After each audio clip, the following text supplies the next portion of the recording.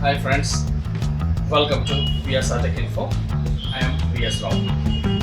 In this video, I will show you how to repair the household bulb, which is LED bulb.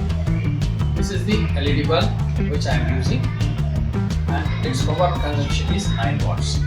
This bulb is faulty, and I have diagnosed that the LED circuit board is faulty in this.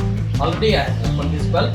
I will show you the faulty component. This is the LED circuit which is faulty, and I am going to replace this with that of the LED along with circuit driver. This circuit driver LED is rupees 30 only. In this video, I will show you how to replace this LED with driver in this bulb.